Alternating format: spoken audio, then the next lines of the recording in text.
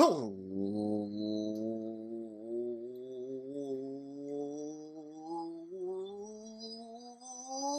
and gentlemen, boys and girls, children of all ages, this is Apex Greatness. I am your host, Russell Broderick. This way is Dario Albuquerque. Did we get it? We lit? Yeah, we got it. I cheated, but I cheat every week. It doesn't even matter. That's fine. That's fine. Before we get going with today's show, I just wanted to keep everybody updated on an ongoing bet that I was ignorant enough to make last week. Because I think this is just something I want to just actively do on our show. And if I fuck up royally, I'm gonna tell you. I like how you didn't even tell me you were gonna do this. No, why would I? And I fucked up royally. Darren Fells did really well. Yeah. I didn't see that shit coming. I still think he's shit, but I was wrong. And that's it. That's all I really wanted to say. You got anything? Got anything on that? Yeah, I wouldn't make the same bet again. I wouldn't say put Fells in again. That was just for that matchup. Oh, fuck.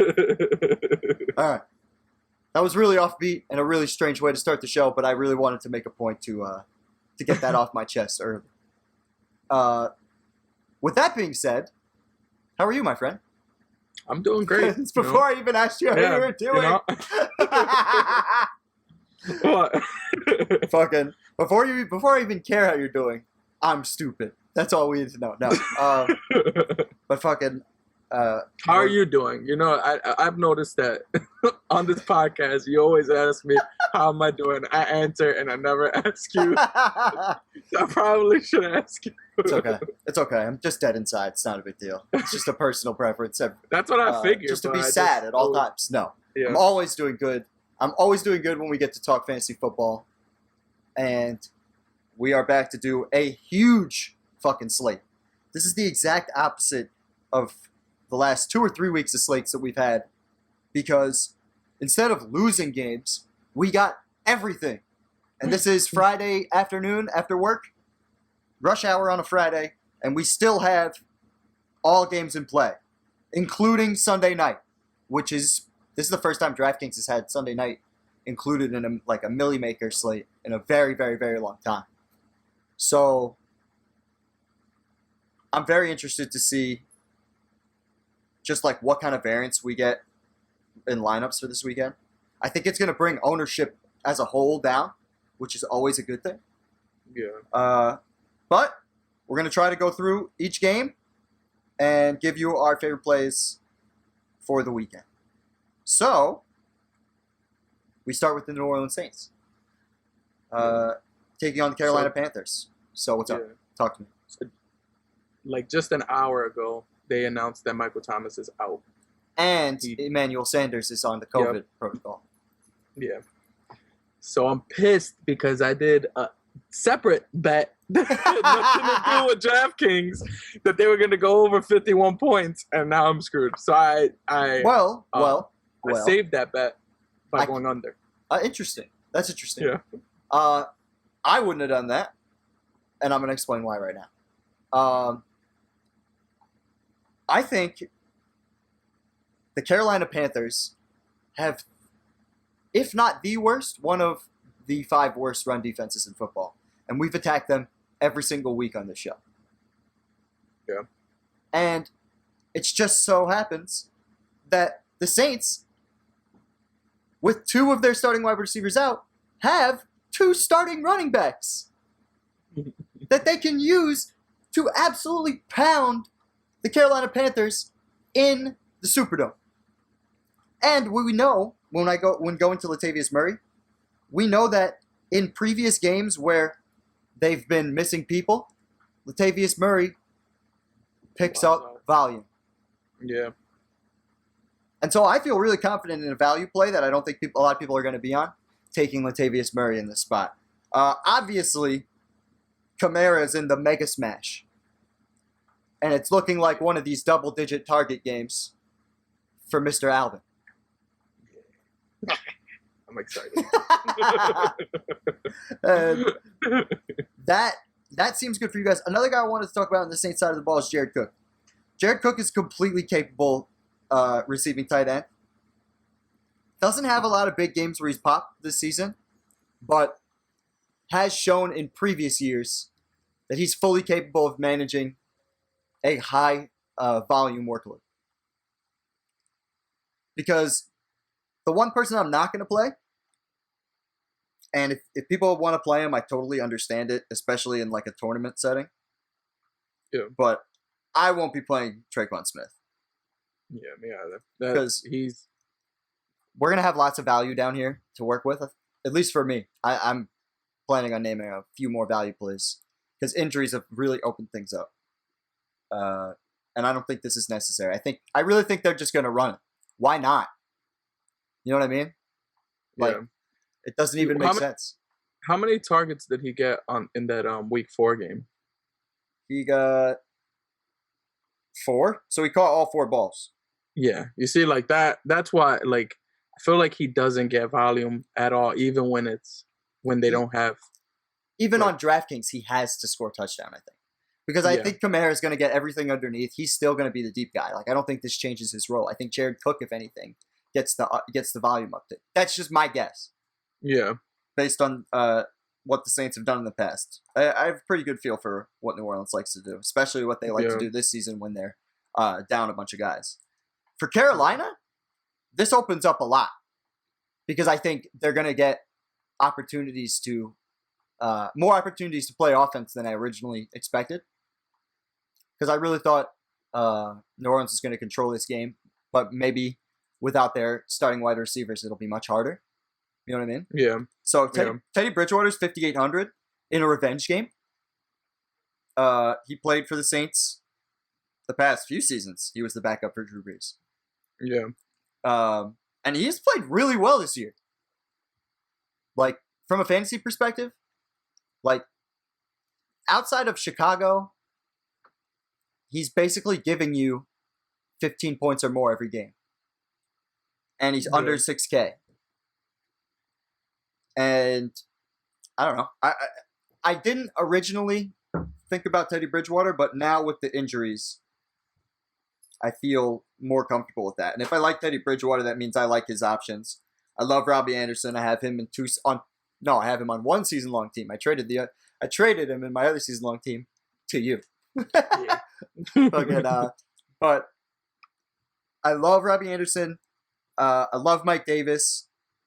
And I don't know. I feel good about those guys. Anybody else that I miss? I don't really. Do you see DJ Moore doing something? DJ Moore is one of those guys that I never really know how to feel about. Like, technically, he's coming on here. Yeah. And 11 targets against Chicago is a fuck ton. But DJ Moore versus... Actually, hold on. I'm going to pull this up. DJ Moore, 3 games versus the Saints. Right? He's got a 6 for 126 and 2 game in his last game versus New Orleans. I don't know if Lattimore was out or not. Because before that, he's got 2 for 12 in his first game. I really would have expected a larger sample size, though, actually, if I'm being honest, against New Orleans, considering they're in division. But I guess DJ Moore hasn't been around that long. But yeah, I don't know. I think Robbie Anderson's the number 1 guy on this team. Yeah. But I don't know. It really just, for me, it all depends on who Lattimore's going to shadow. And if he does shadow. Gotcha. That would be my answer. He'll probably be low. Excuse me. He'll probably be lower owned. DJ Moore? Yeah. But sure. I would take Robbie Anderson and stack him with Bridgewater and Davis. If you want to go full, like, this is the scenario I could see doing that. If you want to stack the game, it looks like this. Davis, Moore, Anderson, bring back with Kamara. and then do that. And this is a full, complete game stack. And look how many slots you filled. You're really only guessing on a game going off here and shooting out, right? And you have all players who are bound to do things fantasy-wise, and you still have your average remaining per player is still 4,600. Like, you're doing good. But that's what it would look like for me. Otherwise, I wouldn't play DJ Moore. If you're not going to play Bridgewater, there's no point in playing DJ Moore. I don't think he's going to get points on a standalone team, if that makes sense. Gotcha.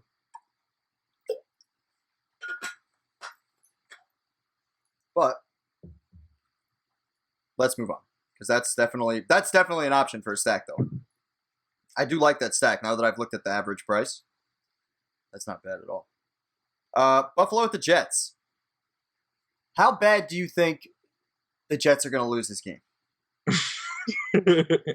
There definitely is going to be at least a 2-touchdown game to me. So, I love Diggs for obvious reasons. John Brown is out, and Diggs has like been a target machine. He's the number 4 wide receiver in PPR formats, and he's averaging 20 points a game in Draftkings. Yeah. And he's only got 3 touchdowns. I think that number is going to go up at some point. I would trust that they're going to keep throwing it, because they, even on games that they go up a lot, I feel like they still throw the ball. To an extent. I think they just trust Josh Allen to run the show. You know what I mean? Yeah. And Josh Allen is cash game viable this week. Anytime he faces, like in week 1 we faced the Jets, he had, it actually started this run of 30 points, but 33 points, 312 yards passing, no picks, and then 14 for 57 and a touchdown to go with it. Yeah. It's going to be a lot of similar shit this game. I think it's a safe. If Josh Allen gets under 20 points, I'll be floored. He's had a very bad last 2 games, though. Yeah. And, like, it wasn't exactly, like, in the Kansas City game, Josh Allen had open guys. Yeah. He just it was very also inaccurate. Like, there was, that game, I feel like it was more, the weather really fucked it up. Because I feel like that would have been a much higher scoring game than it was. It says partly cloudy, but we live in New York, and I don't know, you live in upstate, I live in downstate New York, and it's been gloomy as fuck near me. So, like for days now. Yeah. I think it's supposed to be nice this weekend, though. God, I hope so. Holy shit. Yeah. But yeah, you never know with that kind of stuff. But I would say Josh Allen's cash game viable this week. Yeah. How do you feel about Singletary? This is now a committee. They completely split time in the last game. Yeah. Where Zach Moss played. He got 5 of the touches, and those 5 touches just nerfed Singletary's value. Brought him completely down. And that's what was happening in the beginning of the year too, before Zach Moss went out. Yeah. So it's just hard to roster those guys in the scenario like that when really their number 1 running back is Josh Allen. Yeah. Facts. It's the same thing that we saw. It's the same thing that we saw against this team. Yeah. Stephon Diggs is a really good person to play this week because John Brown is out. Yeah. So that means that Diggs is probably going to get a lot of targets. Here's the Oh, sorry. Go ahead. No, you got it. Here's the sneaky one. Tyler Kroft. Yeah. Like, I'm not saying play him. Like, you should be rostering him in 100% of lineups, but this team kind of sucks. I could totally see Josh Allen just being like, Kroft, you're getting it. Because Devin Knox is out. Yeah, he throws to his tight ends, especially in the red zone. I feel like he throws to his tight ends a lot. The last time Tyler Kroft was the number 1 guy with no bad weather, it was very fortuitous for him. Yeah. So I could easily see a universe where Tyler Kroft ends up on one of my GPP rosters. Like, He's a really cheap option. And like I said, Devin Knox being out makes it a lot easier to click on a name like that. But much for the same reason with Darren Fells, like I just get nervous playing guys like that. I really don't. Yeah. It's just like this is the greatest example of somebody who fucking falls in the end zone and catches a fucking touchdown. It's so crazy. Buffalo's defense is also a good play, but that's probably gonna be this is the most expensive I've ever seen a defense on DraftKings. $4,700. I don't think this is a good idea. Yeah.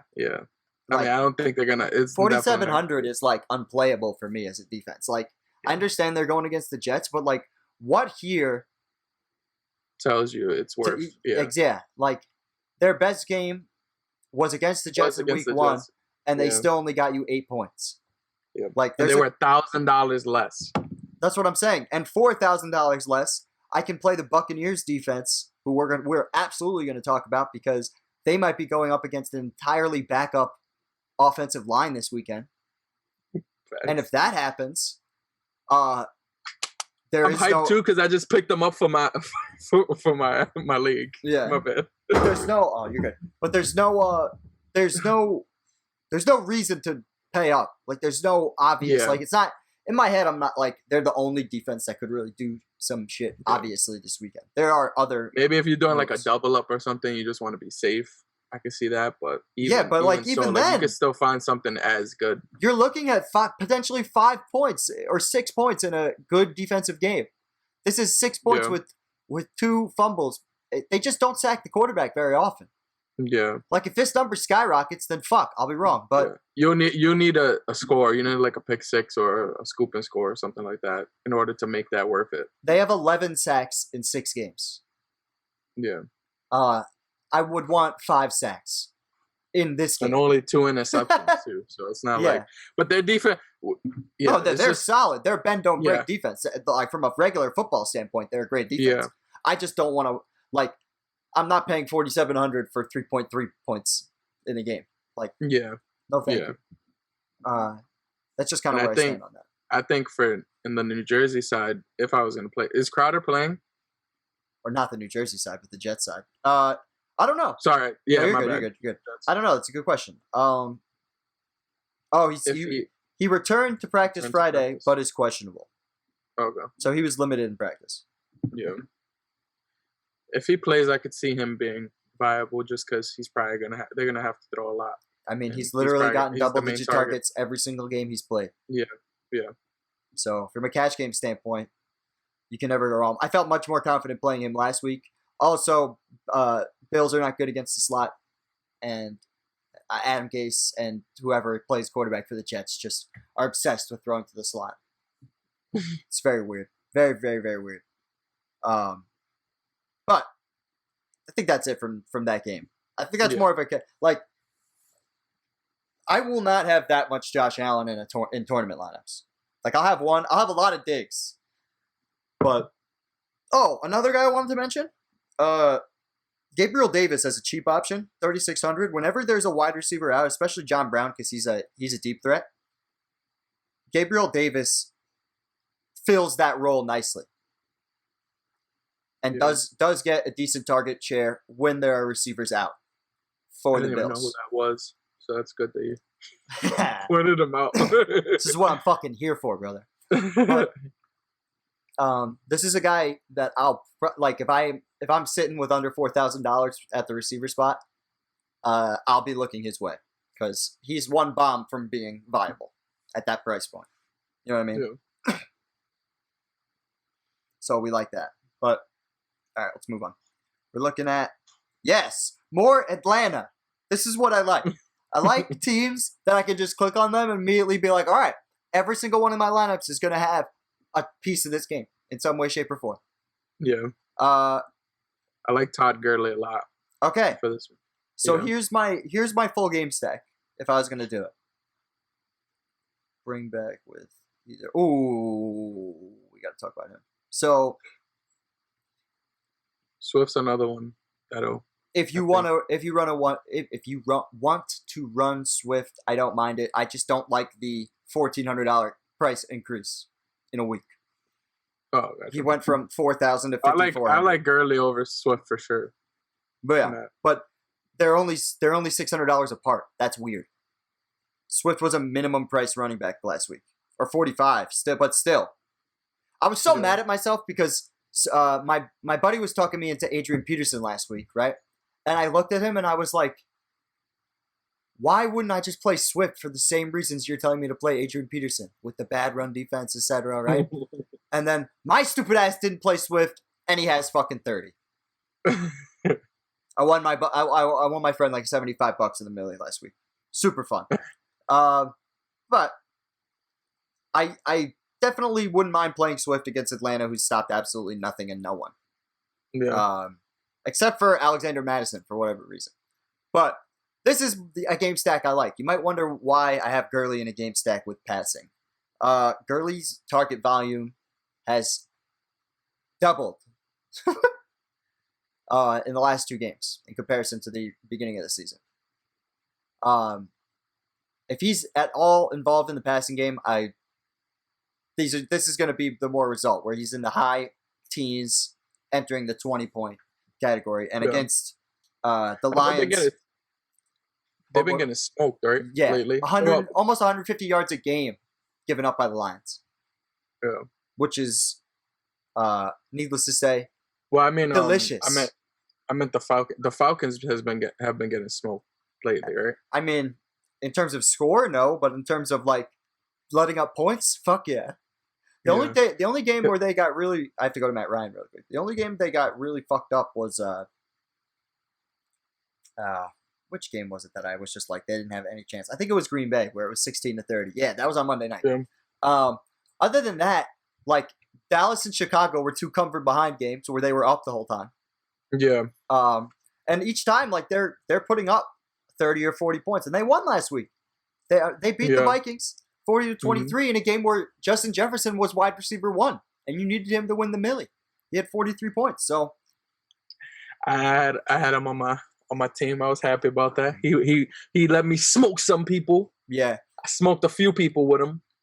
So I'm going to try to go with this pattern. I think this guy right here is going to be way more owned than I expect. Oh, fuck, yeah. Marvin Jones hasn't had a good game this year. There's no real rhyme or reason. I have no real, like, hard, solid evidence, but I saw a tweet. Yeah, I was going to say. I saw a tweet the other day that I sent to you, and I sent to other people. It was on Al Seidenfeld's Twitter. Shout out to Al Seidenfeld. Damn it. There we go. So, hold on. So this is the stats. These are the stats for, can you read that on there? I can. Okay, cool. These are the stats 2 weeks after Detroit's bye, the last 3 years. We remember that 4-touchdown game from last year? Yeah. That was obviously wide receiver 1.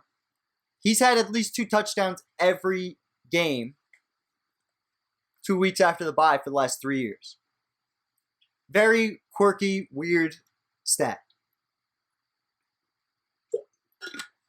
I'm not saying Marvin Jones is like, again, this is another one of those guys. I'm not saying Marvin Jones is like, oh, we absolutely got to smash here. But he's going up against the Atlanta Falcons, who get destroyed by this type of player often. You really think he's going to be in a lot of lineups? I'm nervous. I just always am concerned with how many people see tweets and shit. Yeah, so go back to that tweet. Damn it. Real quick. Okay. My bad. Yeah, you still got it open. Only 79 people liked it, so good point. Yeah, so but just because somebody likes it doesn't mean somebody doesn't know about it. I just get nervous. Yeah, but this is big facts. You follow DK. You do Draftkings more than anybody I know, and you didn't know that. You didn't know that, and only 79 people like this. So I doubt there's gonna be a lot of people onto that. Yeah, and he's completely. I feel like in everybody's mind, including myself, because I had him in my league. Yeah, I dropped him because I was just like, I'm done with this guy. Yeah, and a lot of people are done with him, And then I expect I could totally see him being really low owned. If it's not Marvin Jones, it's going to be Kenny Galladay. Yeah, like I feel like Galladay is for sure going to be the number one. Easily going to be that guy. Yeah, I could see that too. Last week he was 25% owned in tournaments. Yeah. Or at least in the Millie Maker, I'm pretty sure he was at least over 20% off the top of my head. But Thielen was pretty well locked up last week against Atlanta, which is hard to say, but like he did catch a touchdown, but he had less than 15 points on the day from a fantasy perspective. And Justin Jefferson had fucking 43. So Marvin Jones might be a lock here. That's all I'm saying. Yeah. Is there a universe where Marvin Jones enters a lot of my lineups I'm pretty at 4,400? Sure, I'm pretty sure. Cheap. Yeah, I'm pretty sure I have him in a couple lineups too. Yeah. But let's keep going. Oh no, go ahead. Hawkinson? Is that what you're gonna ask me? I was just thinking of anybody else that might. All right, would you play any of the quarterbacks? You do stacks with them, or? Oh fuck yeah! That was the Matt Ryan stack, the one that was just up there. If I was gonna do Stafford, it would look like this: Galladay, Jones, Galladay and Jones, and then I would even do that, and then bring it back with. You can only pick one of these receivers at this point. So who do you like more, Julio or Ridley? I'm going Ridley. Really? Yeah. Why? Because Julio, I understand he plays hurt, but he's been hurt. Well, actually, let me show you what he did in the last game. Yeah, he was only the wide receiver 2 on the day last week with 8 for 137 and the almighty 2 touchdowns. The rare Julio Jones gets in the end zone game. Yeah. But if you're telling me Julio Jones gets 10 targets... Ridley's actually been injured lately, that's the other thing. Yeah, that's been an issue. But he played. It's not like he didn't play well last week. Yeah. Like, they're throwing. That's one thing's for damn sure is they're fucking throwing. His stat line looks like Will Fuller plus because he's got that one goose, but outside of that, high volume. He was injured. Volume I think violence. That was the game he got injured. Yeah, I want to say, or maybe he was injured going into the game. He was a decoy in that game. Yeah, that's what people have been saying after that point. But if you go Ridley and you want to go Julio, I just don't know if you run out of money at that point. It's too cheap. Yeah, I mean it's too expensive. You know what? You're at 4,300. If you play if you go dumpster diving, if you play some prayer running backs like Jeff Wilson, and then you get now you can move up a little bit. Take Leonard Fournette, who's going to be talked about in a second. Now you're looking at this defense. All of a sudden, your team, this is hot fire. I might fucking even, well, that one should be saved. I'm going to save that one. That's a fire lineup. But. How'd you save it? No, I'm just fucking with you. Okay. I saved it like this. Took a mental save. Oh, gotcha. Fucking no. But that's the way you can go with that game. You can stack it to high heaven and you can still, because of how many different plays there are this week, you can really create some high volume or high variance opportunities to get to the top of the millie. But that's kind of where I stand on that. We moving on? Yeah. Cleveland at Cincinnati. Hey, oh, you were gonna say it already. You got it. Giovanni. Look at his mustache. It's so sensual. This is what I'm talking about. It looks like it was drawn on or something. It looks like Borat's mustache. Everyone wants to go watch Borat, by the way. Borat fire. We're not sponsored by Borat, but Borat is flame. It's got that kind of mustache going on. But every time Giovanni Bernard gets the backfield to himself, he fucks people up. And he's already been getting decent usage in the passing game with Joe Mixon being there. So I love Gio as a cheap option against Cleveland this week. If Cleveland's driving the train off the rails and they my heart says this is a bounce back game for Cleveland. And they come out and Odell wiles out and then we got Kareem that smashes. All facts. That's what I think could happen. But my brain is saying that the Browns are going to brown hard. You think?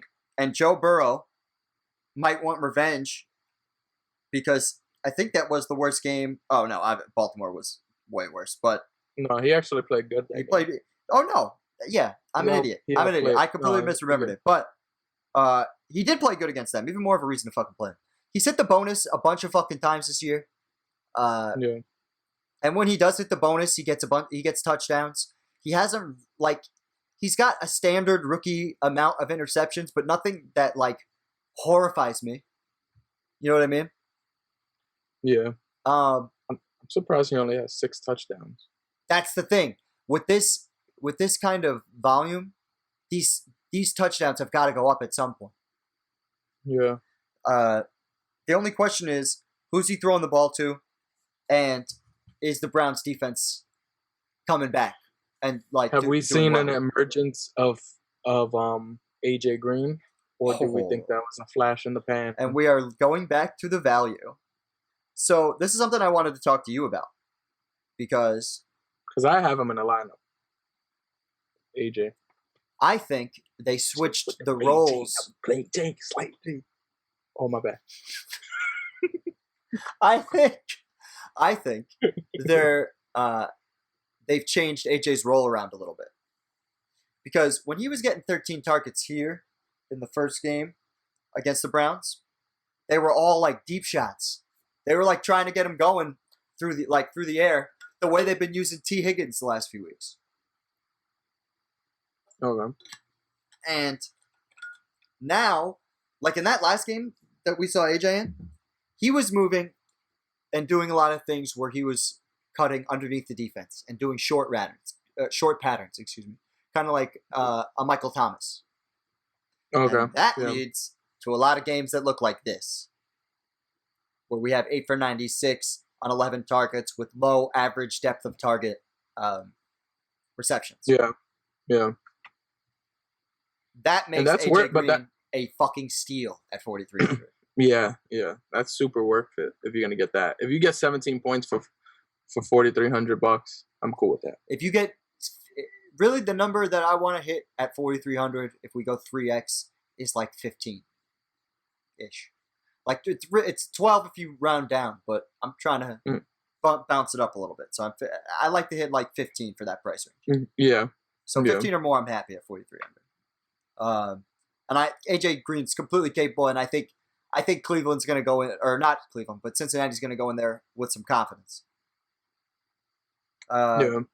However, this is how the stack looks. Pick a quarterback, my friend. Pick a quarterback, and I'll stack it. If I was going to pick a quarterback, I'd go Joe Burrow personally. All right, so if we're going Joe Burrow, we're going to take Gio because we just talked about him in the passing game. We got AJ, and then we'll take T. Higgins. I like Boyd too. You like Boyd over T. Higgins? Yeah, Why? I feel like he's been their number one receiver over the whole season. I mean, he was getting more targets after they decided to stop throwing it to AJ Green. Because AJ Green was getting the lion's share of the targets in the beginning of the year, as you can see. But the emergence of T. Higgins is something to take note of because he took AJ Green's spot as the deep guy. And look at how consistent the targets are for him.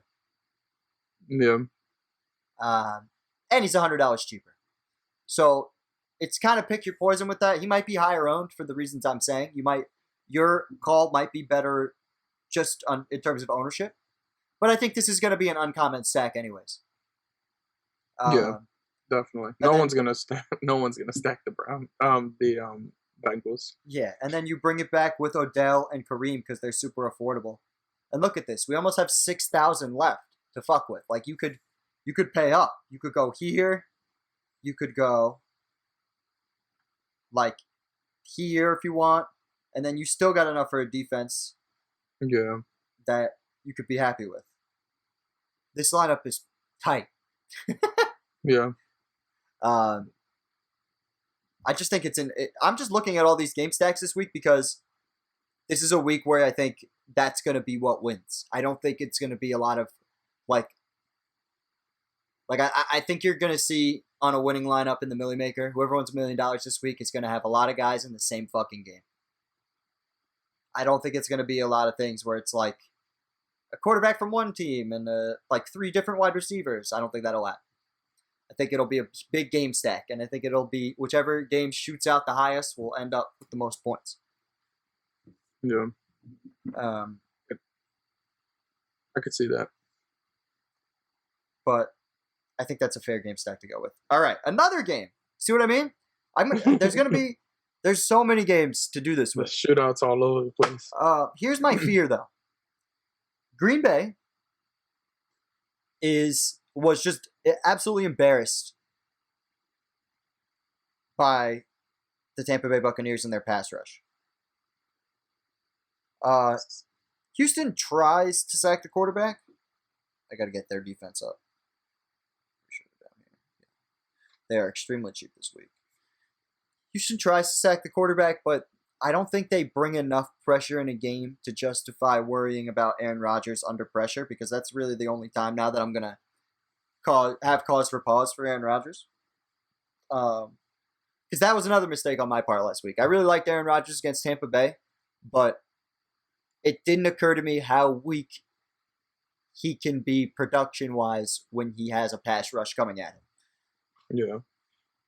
I don't think that's the case. I feel like most quarterbacks are like that, but yeah. Well, and I mean, I think that pick 6 really startled him, to be honest. Yeah. Like he literally started playing completely different after that pick 6. He said, because he does an interview with Pat McAfee every Tuesday, that he goes for like almost an hour. But he said that the pass rush was the biggest thing that caused him problems, like admittedly. But I don't think that's going to be a big deal in this game against the Houston Texans. I think they're going to come back. They're going to storm into Houston. And I think these 3 guys are going to absolutely pop off. If Aaron Jones is out, like is completely out,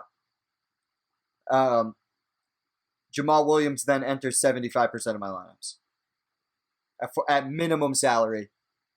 Jamal Williams has had huge games with Aaron Jones out there. And it's because of his work through the air. So if he's actually, I may play Jamal Williams regardless now, because they are not going to put Aaron Jones' health at risk in the regular season when they know that they're making a playoff push. Yeah. And Jamal Williams is totally capable. So if that's the case, right, I would go Jamal Williams and then go ahead. Yeah, I was gonna say the only thing with the passing, because if he got eight receptions that game.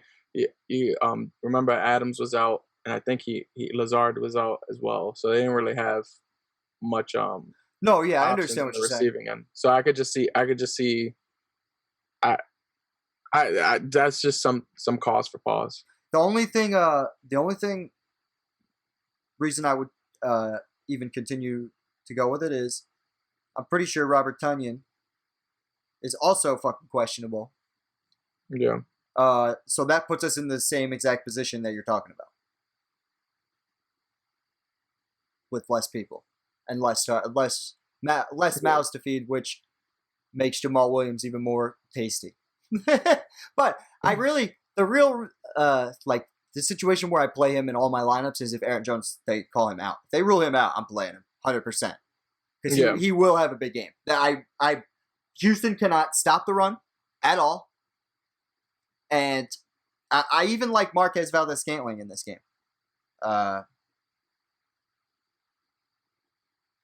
He's their deep guy. He's gotten pretty decent volume for those, because Aaron Rodgers loves to throw it deep. And they've really only connected on 1 touchdown so far. And against Houston, I could see that happening. You know what I mean? I'm not saying it's a guarantee, but what better a team, you know? But Devontae Adams is somebody I'm going to have in a bunch of different lineups if I just have a lot of money left over in these stacks. Yeah. I threw him into the Bengals stack before, but him coming back from injury, they're going to want to get him going. I'm positive of that. Yeah. Maybe not 14 for 156 and 2 touchdowns, but they're going to want to fucking get him going. I definitely think they look for him in the red zone. Especially if Tanyan doesn't play, or if Tunyon doesn't play, we'll be in a good spot with Devonta Adams. But on Houston, I'm afraid of Green Bay's defense. Even in a game where Tampa Bay ate them alive, those nasty wide receivers in Tampa really were not productive from a fantasy perspective. Yeah. And that makes me really scared to play a guy like Will Fuller, who needs that advantage in those situations. Like, I have him in season long, and I thought about benching him. He's been super consistent this year, but I think Green Bay really comes in and does a number on Houston. I'm really nervous about Houston in this game because they're not, like, I don't know why CJ Process is in there, but Watson can put up points on absolutely anybody at any given moment. But I really do respect the Packers D, and I think if Houston does get it done, they're going to do it on the ground, which makes me like a guy like David Johnson, who has gotten more work since the coaching change. But, like, it's not enough to just, like, I don't know if I see, if he gets 2 touchdowns, he'll have a 20-point day. But other than that, I don't see the 20-point day in the cards for him. Yeah. So I'm rolling with a lot of Packers here, and I'm having a lot of trouble finding a bring back guy.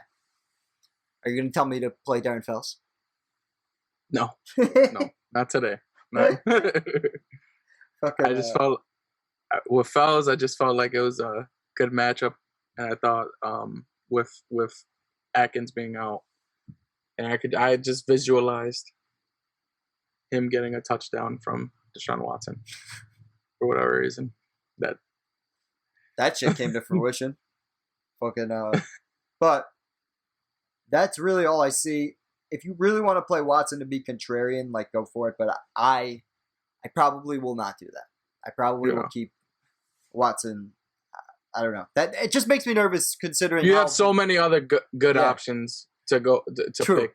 True. Other than Watson, so I just feel like if you're picking Watson, it's just because you're a fan or something. Yeah, but it is true that he could be the QB1 at any given moment. Yeah, you know what I mean. So, but that's I just think the thing that makes me nervous. Is I just never know when that's going to happen, and if you don't, if you're putting money on a guy, and you see all these other, there's so many quarterbacks you could pick. Oh, there absolutely are. It's just like I'm just giving you reasons to play him besides fandom. Statistically, it shows that in bigger games he tends to step up, unless he's playing the fucking Ravens. Even Kansas City put up a decent amount of points, but put up 22. Yeah. But yeah, that's my thing on Watson. I think if you want to go contrarian, fine, but I wouldn't have a lot of shares of him. All right, Dallas, the train wreck as of late. Hot take? Not so hot take. You gotta play my man's my tight end buddy from Dallas, Schultz. You like Dalton Schultz this week? He has a good matchup, and I think Andy Dalton likes him because he throws the ball to him a lot. So he threw to him. I felt like he did. He had 5 targets last game. Washington is bad against tight end. Dalton Schultz is still running routes without Dak Prescott, which is something I wasn't sure of before. Yeah, last week's game. Yeah. I had him on my bench. But Andy Dalton does have a history of throwing touchdowns to tight ends. Like, even when he played for the Bengals, there would always, like, Tyler Kroft, who we were talking about before. He would have, like, random, 5-catch, 2-touchdown games against random teams on the Bengals because Andy Dalton would just throw it to the same guy a bunch of times. Yeah. How much is I just feel like everyone's going to be looking at those receivers that Dallas has that you're not really gonna. I don't know how many people are gonna be looking towards that tight end. I feel like he's gonna. Yeah, at least he probably has a chance at a touchdown, and I see him getting at least 5 targets. From a fantasy perspective, is CeeDee Lamb a top 5 wide receiver? Just from a fantasy perspective, is he no top 5 fantasy? Name him. Top 5 fantasy receivers? Yeah. Is it just this year? Is it just this year? Yeah. You gotta go Diggs. Yep. You gotta go. I gotta go team by team. I guess Adams if he's healthy. But he hasn't been healthy, so I can't really count him. Hasn't been healthy, so we're not. Not yet, at least. I'm saying through the first 6 weeks right now. Obviously, Hopkins is sure. You got I said Diggs, Hopkins. You got Tyreek Hill. Tyreek Hill's averaging less points than CeeDee Lamb. They're right next to each other. Really? Yeah, look. Oh wow, that's crazy. I'm just saying. But he had that. He had the dud one. He had the one dud. I think that's why. But before that, you're saying Tyreek? Yeah. Yeah, that last game he didn't get it in the end zone. But here's the thing: whether CeeDee Lamb gets in the end zone or not, he's getting fucking production. That's the thing. He's only got 2 touchdowns, and they were in 1 game on the season, and he's still got multiple 20-point games. That's the only thing I'm saying. I'm just trying to. I don't even know if he's top 5 for me because I'd put DK Metcalf in front of him. Ridley. You said Hopkins. There's a couple of guys, but I think Lamb should be I'm right still going Hill. I'm still putting Hill.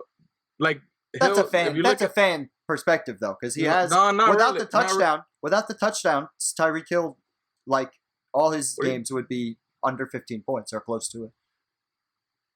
I mean, but he's got touchdowns in every game. That's the way they play. I mean, but Buffalo. The only game he did bad was the game that weather conditions were an issue. I'm just saying he's been very touchdown dependent so far this year, Tyreek Hill. I just think that's a team it happens every year. I feel like you always see Tyreek Hill gets a long bomb touchdown. That's just usually, but it's not like this where it's been so consistent where he gets only 1 in every game, and that's kind of like anchoring. That's like been anchoring his fantasy production. Like, if you take away the 6 points everywhere, in this game he's got 10. This game he's got about 15, I feel like you could always say that with anybody, though. I'm just saying, yeah, but this is, when I'm looking at CeeDee Lamb, right, just for perspective, 8 for 124, no touchdown, 23 points, right? 7 for 64, 13 points. 6 for 106, got 20 points without a touchdown. I'm just saying, like, he's been a little bit safer because he hasn't needed the touchdown. That's all I'm saying. I don't even know if he's better. I'm not saying is he a better wide receiver. I'm not saying that. But yeah, I think that's interesting. I think we shouldn't underrate him. Is my point. And if you're looking at like a cash game or a double up, he's their number 1 receiver. I've said that since the beginning for a while. I'm not even disagreeing. Actually, no. I would still say Amari Cooper is their number 1 receiver. But I think that CeeDee Lamb from a cash game perspective should be looked at every week. Like, why not? Yeah. I just think he's completely game script dependent, and that defense is just not stopping anybody. So he's going to be on the field a lot. Yeah, that's all. That's my thing. I just think he's being slightly underrated from a fantasy standpoint. Because of how bad his team slightly is. Undervalued in terms of his dollar amount. Yeah, I think he should be not 6,500. I think he should be up here near Fuller. I think Amari Cooper and CD should switch spots because CD has been more expensive than Amari Cooper in the past couple of weeks. I would agree with that still, but again, Amari Cooper. Look at these variants. I just think. Actually, no. Now that I'm looking at it, but this is again. A guy gets a lot of volume because they're just throwing the ball constantly. Yeah. You know what I mean? So, and he really got these numbers in garbage time in this last game. 7 for 79 1. He got the touchdown with 2 minutes left in the game. He got all of his numbers are from garbage time. They've been, fucking wild. But, I mean, probably a low-owned stack will be Dalton. I wouldn't really play like I feel like I wouldn't really go Zeke. Mm-hmm. To be honest, I feel like you could get people for cheaper to get similar value, or I don't see him like going crazy in this game and getting you 30 points or whatever. I might be wrong. I might look dumb, but Can I give you something that you might be interested in terms of narrative? Sure. So Zeke's pissed, right? Because he dropped those 2 fumbles in a game, in one game, where I don't think throughout his college career he fumbled the ball 1 time. Yeah. Like hates fumbling the ball. Pretty much cost his team the game in this situation. I think he comes out and there's a potential for him to be RB1 this week. Just because I think they're going to try to build his confidence back up from last week. You know what I mean? And I think before last week's game, what were we saying? Zeke has a chance to be the number 1 running back for the rest of the season in fantasy because of the way that the offense is going to be set up and how bad the defense is. Because he is getting the target volume through the air for PPR, and he's getting the rushing attempts. He is the bell cow. And so Zeke's kind of a no-brainer for me in terms of like somebody to put in that I think a lot of people are going to feel like you. I think people are going to look at that last game and go, oof, I don't feel comfortable with Zeke in this new offense. But I really think it was a fluky situation, and I think he's going to get right back up and perform. I think this is a good spot to click him in a bounce back. In division against Washington too, like I like that. I'd have to see it. I don't know. I see it. It's called a gamble for a reason, my friend. Yeah, it's definitely a gamble. That's a huge one. Feel like you could, like, why wouldn't you go cheap? I don't know. You could go. I go Todd Gurley, and you probably get the same value. I don't know. You probably get your 20 points anyways. And you're not wasting 7,800 on someone who possibly could fumble again. He's fumbled 5 times this year. He's fumbled this is a guy that 5 times this year? Yeah. This is the same guy that literally he had an interview before the game saying, I have 3 fumbles, but I promise you I won't fumble again. And then he fumbled 2 more times because he's a fucking piece of shit. He has 2 fumbles. He has 4 fumbles. All right. I was like 5. He has 5. It says it's 4. Fumbles lost right here. Oh, sorry. Oh, I thought they said he had 3. Going into that game, he had 3. No, I don't know. It doesn't show it here, but here it says he has 4. I mean, 4 or 5. Could be right. Yeah, I know. He has the most fumbles in the NFL right now. You really think he's just gonna go into every game and fumble the football? Like, I don't. I just think. And I think they're gonna have to give him the ball. You got the best thing about Washington is their defensive line. Mm-hmm. And I just feel like the main thing that they're gonna want to do is stack the box against Dallas. Why wouldn't you? You stack the box and you make Andy Dalton beat you. I just think that's the game plan that if I was the other team, I would go in thinking just like that. I'm not saying you're stupid over Zeke. I'm not saying you're stupid. I think I think there's totally logic to that.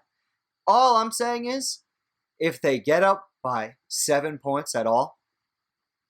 Oh yeah, that's the way they need them. But that's the way that's how that play had. That's how they have to do it. They have to go up right away, and they have to just pound it. And you're not sure if they can do that, because they fucking haven't at all this season. Yeah. Also, and just normal game. Every time a team wants to go against, especially right now, anytime a team is going against Dallas, they always think stop Zeke first, then you get the W, and that usually happened. Even when Dak was there, that's what they would do. And this is a much worse quarterback. Now that you're gonna, I don't know. I just don't trust the quarterback or the running back. Yeah, the thing about the quarterback is it's not. I mean, Dalton could be a lot worse. There have been way worse backup quarterbacks in the NFL. I'm talking about you, Mason Rudolph.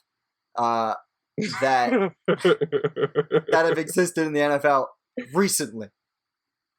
So it could be worse. I just think. I think you could go. You could get a lot worse than a guy like Zeke Elliott, but I understand your points. Antonio Gibson, somebody I've looked at a bunch this week. You are a guy over McKissick. So this is what I was about to say. You're a guy who's super high on McKissick. Talk to me about why you would take Gibson over McKissick if you were me. just because of in the passing game, he gets so many targets. Like he's been getting what 6 to 8 targets. I mean 6 to 8. Yeah, 6 to 8 targets the last 3 games. Yeah, getting you. So that's like and he's catching at least 6 of them. So he's giving you a floor of 6 points automatically, and he's cheap as shit. Yeah, he's $4,600. You got to pay $400 more to get to Gibson. It just has to go with that game script that we're talking about, right? Like, yeah, if the Cowboys game goes the way the Cowboys games have gone, then I don't think he's going to be rushing 9 times. I think this number is going to be like 16. And they just haven't stopped anybody. And he's still getting looks. He's still getting 5 targets a game. Kyle Allen just likes throwing to the back. I don't know if you know who his last running back was. There's some guy named Christian McCaffrey. He's pretty good. So he's used to having that safety valve. Yeah. The only thing with Dallas is their secondary is so bad that I just see them always want to throw Washington's gonna just want to throw downfield so that brings us throwing the ball. That brings us here. I have no fucking idea what the ownership on Terry McLaurin's going to be. Oh, I have him in the lineup. So I know. I don't know. he's like when I have him in before we bring him up on the show, I get nervous. Who, me? Yeah. Yeah, for sure. When you say stuff like that, I'm like, fuck, should I change my lineup now? Like, I just don't know. Like, this is the thing. Like, in the fantasy community, Terry McLaurin is known about. And, like, he'll be owned by people who know about fantasy. But, like, the Millie Maker has, like, 200,000 entries or more. Like, I can't imagine everybody. But think about it. Look at how many games that are being played. You think Terry McLaurin is going to be played? This is where my head's at. This is why the big games, this is why I wanted to talk through some of this with you. Because I was like, yeah, all these games, I give you a number. 15% for Terry McLaurin, up or down? I could see that. I could see about 15. Yeah? Because I think that's going to be high this week. But it doesn't matter though. Like, if you in the top 200 or something, it doesn't matter. Like, you know what I mean? 15% of that, you got 30 people. Yeah. Like, you know what I mean? Like, I don't know. No, I'm not. I wouldn't think of it like that. I just think he's like. I just think it's one of those too good to be true plays. You know what I mean? Yeah. Like, well, either way, I think. So if Washington wins this game, it's gonna be probably like what? How would we see Washington winning this game? Because I feel like the best case scenario is Dallas and getting up quick the way every other team has gotten up on them. Yeah, exactly. And that Dallas defense literally is giving up 36 points a game. Yeah, like it's the worst defense in the NFL. And outside of the Seahawks have been giving up fantasy points, it's been a carnival. Yeah. Fucking. So I could definitely see. Okay. You could see McLaurin. So that makes me feel more confident about playing Terry because I want to play him like everywhere because at 15, we also got to remember like a puzzle piece. Yeah, and we also got to remember this is a division matchup. And that's usually they want to shit on each other. So very true. All right, but definitely think about playing McLaurin like any format. Yeah. Because if you're telling me 8 targets against this fucking defense, yeah, delicioso. It's all backups. Dallas just has all backups. So we're up to Pittsburgh and Tennessee. Almost to the afternoon stretch. Where we have 1, 2, 3, 4 games. This is the shit I like. Where there's not 2 games and we're driving on 20 miles an hour on cruise control on fucking red zone. Yeah. Jesus. But, alright. Pittsburgh and Tennessee. This is a game that I don't know what to expect because I can see it being a really defensive game or a really offensive game. I don't know. Can I talk to you about some deep shit that I was looking into last night? I have this friend of mine who's a really big Steeler fan, and he was telling me about the Devin Bush injury, right? And how Devin Bush tore his ACL for the Steelers. Yeah. And Devin Bush was the Steelers' headset. Like Devin Bush wore the headset for the defense to communicate with the coaches. Like he could hear everything. Yeah. And so now they appointed a new guy for that. Right? Yeah. The last time that happened to the Steelers was with Ryan Shazier.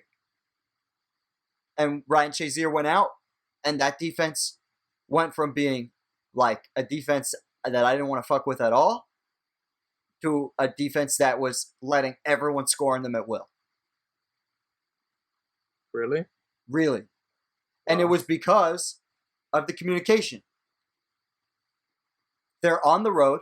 They haven't been on the road in a month, literally. Yeah.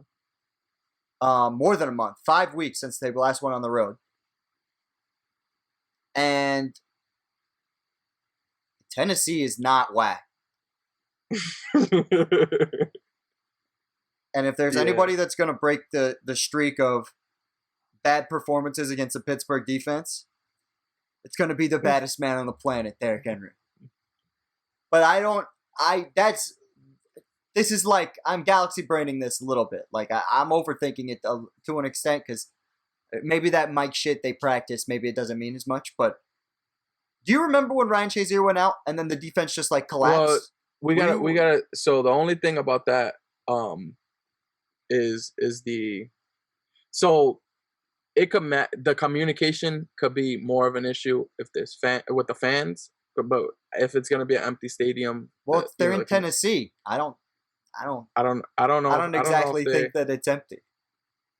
But I don't know if it's definitely not gonna be. It's not gonna be NFL level. Like it's not gonna be 30,000 fans or like. So I just see. I don't know if the communication thing that might be just like you really going in deep into that. But I mean that knowing that information matters because that'll like you. Well, that's you might just look maybe at that game. That's just what made me think about it because the last time that happened, I wouldn't have thought about it if I wasn't thinking about what happened with Ryan Shazier. Yeah. Because no one's going to play people against Pittsburgh. It just doesn't happen. Like, especially not running backs. Yeah. And then, But I just don't expect Derrick Henry to get like 40 points again. Yeah. That's the thing. And plus, like, if they, like, I don't see why people don't just stack the box and just make Ryan Tannehill beat you every because single Ryan time. Tannehill has beaten a lot of people this year. Yeah, but I would just keep letting him. I'd want to see him do it like every week. I want to see you do this every week because I don't trust it. He's got 3 games of 3+ touchdowns. I gave you the stats last week about him and Patrick Mahomes statistically. Yeah, I know, but I'm just being saying, right next to each other. I would still, I don't care. Like I would want to see it every week because I don't trust that it's gonna happen. That's some hater shit.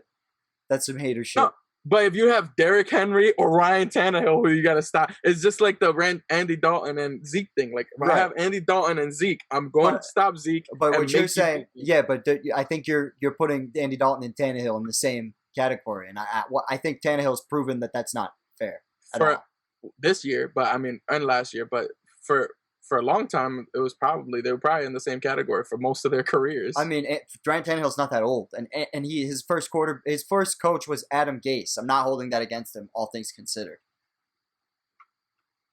I don't know. I'm just saying that Adam Gase has proven to be a career destroyer. Tier.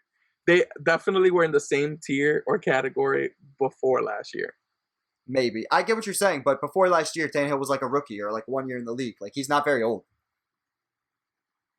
I think he's played a couple of years, bro. He's not that old. I'll look it up real quick because you got me bugging, but I'm telling you, he's not that old. 2012. That's 8 years, bro. That's 9 years now. So that's a couple of years. Yeah, but I'm 8 years. Yeah, 8 years. What I'm saying is like, I'm not holding the years. I don't know. Whenever people leave Adam Gase, they start being lit. So, and he's fucking got a fire record since being named the starter here, with 12-3, and putting up good fucking shit. Where's the passing numbers? But you gotta remember the 4,000 yards, 35 tutties, 8 interceptions. This is a nice year. The way the team is running, it's not a pass first. That's not.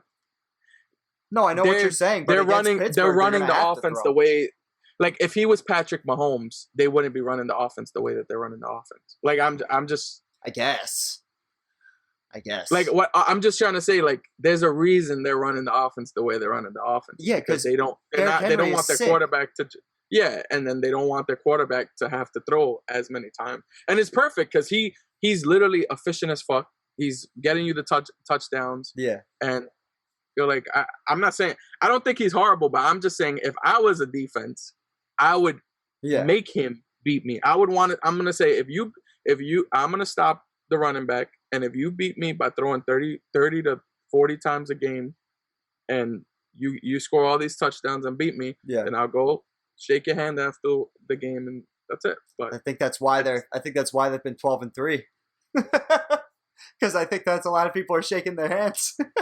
Yeah, and I just don't know how to beat this team right now. Because when they're healthy, all these guys have shown that they can produce. Like I used to think the Titans, when the past 2 or 3 seasons, I've thought that the Titans were pretenders.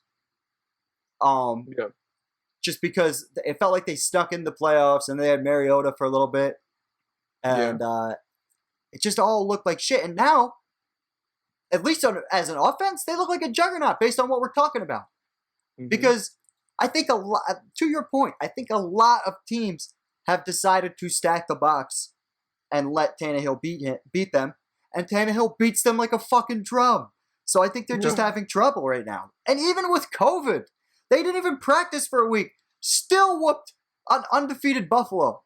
Insane. Yeah. So I'm not counting out fucking Tennessee at all against Pittsburgh in this situation. I've been playing Adam Humphries a lot. He's come through a lot. I don't know, but Corey Davis is back. No, but even when Corey Davis was there, he's still getting at least basically 7 targets a game. AJ Brown was out when he always had. He was the third option. He's the third option. He moves into the second option whenever one of the two are out. Right. I get what you're saying. So you're saying he's been essentially the second option all year. Yeah. Exactly. I understand what you're saying. I still love him. I think he can play. He might be overpriced considering what you just said. But they're gonna have to throw. And all 3 of them are playing. Yeah. So it's just, I guess you're gonna just have to pick. I love Deontay Johnson this week. He's coming back after the back spasms, which is what happened before. But basically before the back spasms, 10 targets plus a game. I think he gets right up to like 7 or 8 in this game. Yeah. And assumes his starting role. And the Draftkings algorithm has him at 4,200 for whatever reason. Where they have Claypool at 57, where he takes a bench role again. Or it's Claypool, Johnson, and Juju in the slot with Ebron as the tight end, and that's it. If they're going to run 3 receiver sets. But if it's 2 receiver sets where they run Connor, Claypool's coming off the field now, I think. Until further notice. You think they'll just take him after? Until further notice. I could be wrong, but that's what I think will happen for this first game out of respect for Juju, who should really be the guy coming off the field. Yeah. I just don't know. I don't know.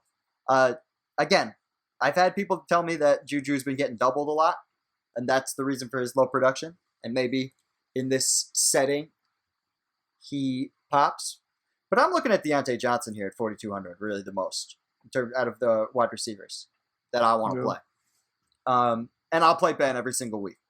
Yeah. Do you think Ebron's a solid tight end too? No, but that's my opinion. If somebody plays him, I'm not getting on a high horse about Eric Ebron. Eric Ebron's at least shown that he can pop.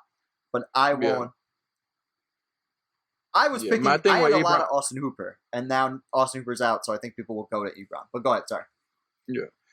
The only thing with Ebron is I just feel like there's too many mouths to feed there, and I just don't know if he's gonna get enough volume. I could totally understand that. And then the last, he gets what, like 5 targets a game, give or take.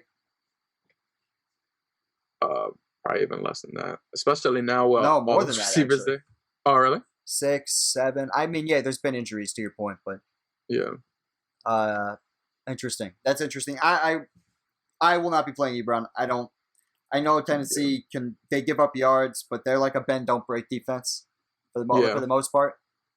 I'd rather pay $300 more and take Jared Cook with no wide receivers. Yeah. For sure. I think a lot of my lineups are going to end up having my man Jared Cook in them, but that's why. This is the other thing.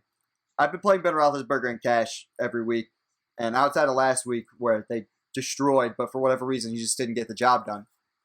He's been fine, 20 points a game pretty much. Yeah. And I'm fine with that. But that's all I got. Oh, Jonnu Smith is the other guy. Jonnu Smith's finally got the questionable tag off of him. Apparently he's fine from the ankle injury. Outside of that ankle injury game, he's been fine every game. Yeah. A lot of touchdowns, though. I will say that. A lot of touchdowns. And with the more mouths to feed that we were talking about, I don't know if he necessarily gets 2 touchdowns in this game. Yeah. But and the Steelers, isn't their defense good against the tight end? The Steelers' defense is one of those defenses that's amazing against stuff on the inside of the field, it seems like, where they let up more yards on the outside. But really, that defense has been solid the past few weeks all around. So yeah. But I'm just looking at it from that perspective. For a game stack, pick one. Roethlisberger or Tannehill, pick one. I like Roethlisberger better. So we'll go Ben. We'll go Deontay. Juju or Claypool? I'd go Claypool. So we got Claypool. And then we'll bring it back with Derrick Henry the God and Jonnu. And it looks like that. That's how I would do that. And then you're looking at 5,300 per for the rest. I like that. Again, you can still pay up with this game stack. I'm gonna find myself using a lot of those kind of game stacks where I can get away with paying up, because we're gonna get to a couple game stacks in these afternoons where it's gonna be a lot more difficult. But let's keep going. Finally into the afternoon window. This is a perfect time to bring this up. This has nothing to do with Draftkings, but for those people who have season long, apparently Antonio Brown is interviewing with the Tampa Bay Bucks. Oh, for real? They're hoping to sign him, which is fucking annoying now, because I picked him up and I don't even know if I want him anymore because I have freaking got him. It just means nothing now. It's like I'm not gonna have both receivers. This is something that we were talking about off camera yesterday. Yeah. And this is my thing with the Antonio Brown shit. And I'm calling it shit for a reason. If you're what's your record, my friend? What's your fantasy record? In season long this year, yeah. I think I'm 4-2. So you are top 3, give or take? Yep. No reason for you to get Antonio Brown, my opinion. If you're 0-6, if you're 0-6 and you need a desperation fucking ad, and you're like, oh, Antonio Brown might be sick for when I don't make the playoffs and I'm playing people that in meaningless games, then you could probably take Antonio Brown. I really think no matter what team that he goes to, he's going to need at least a month to get acclimated into the system. And then once he gets acclimated and once, he's gotten through all the charges and just maybe being suspended again, who the fuck knows? I just think that's like a gigantic risk. And you don't think his value goes? You don't think his value goes much higher with it being Tom Brady being the quarterback now? Because they actually played for. They play, and I know the thing that you're gonna say is they only played one game, but Godwin only played one more game than I was gonna say he's got to compete. He's got to compete with these 3 guys because I wouldn't say Scotty Miller usually, but Tom Brady loves him, so I'm adding him. Then he's got to compete with Leonard, who's going to get carries now because he's healthy. We're going to talk about him in 2 seconds. Then he's got to compete with Gronk, who's getting more fucking targets. Yeah. So he's going to be. The reason he's going to be at most third. This is the same thing that I was saying with Seattle. We're going to go move to Seattle real quick because this is the other team Antonio Brown was suspected to go to. It looks like it's going to be. It looks like they're trying to sign the deal today. So you got Lockett and Metcalf, right? You got Carson. He's getting targets, right? Then you got Greg Olsen, who's been getting. I know he's only 3,600 here on DraftKings, but he's been getting 3 to 5 targets every game. Oh, never mind, even more than that, 7, 6 targets, like. And I said this to you last night, and it may be laughable or whatever, but if Will Dissly shows any kind of fucking, any kind of flash to be the person he was pre-Achilles injury, they've already shown a tendency to give him the ball and that they like that kid. And he can play. But I just don't know, Achilles injuries are Achilles injuries. I just think Antonio Brown's going to teams with good quarterbacks, which does help him, but also teams with so many fucking mouths to feed. Yeah. Like I don't like I liked the Seattle thing way more than I like the Tampa Bay thing. So I don't know. This is what I'm looking at. I think what I'm thinking is once he signs, I'm just gonna try to trade him. This is what I'm looking at, Dario. Why didn't he go here? Because that's the same thing. No, it isn't. No, it isn't. Because I don't respect Watkins like that. Plus, he's out. That's number one. Demarcus Robinson would gladly take a backseat to Antonio Brown, so he can slide right fucking in here. He's gonna be the third option. That's better than the option you'd be in Seattle. No, it'd be better. Because in Seattle, they'd still have to deal with fucking the pass-catching running back, which normally, which they just got in Kansas City and Le'Veon Bell, but Antonio Brown and Le'Veon Bell don't have any history together. I mean, sorry, you got Le'Veon, you got a layer. You're gonna have the two mouths to feed with Travis Kelce, and it's gonna be the same. It's the same issue. I think with Mahomes and Andy Reid, a guy who throws it 50 times a game, no matter what. I think for whatever reason, it just makes more sense for me to see Antonio Brown at a team like this one. That would have got me so freaking hyped because I have put Mahomes, so that would have been a stack. I would have been fine. I would have been totally happy with that. Now you gotta freaking give me Brady. But let's go back to Tampa Bay at the Raiders. Let's go to what's important. So the Raiders, speaking of fucking important, the Raiders might not play without their entire starting offensive line. Yeah. That I've heard matters when it comes to, playing offense. Yeah. And especially an offense like the Raiders that is predicated on running a lot and then play action and buying time for deep shots. Mm-hmm.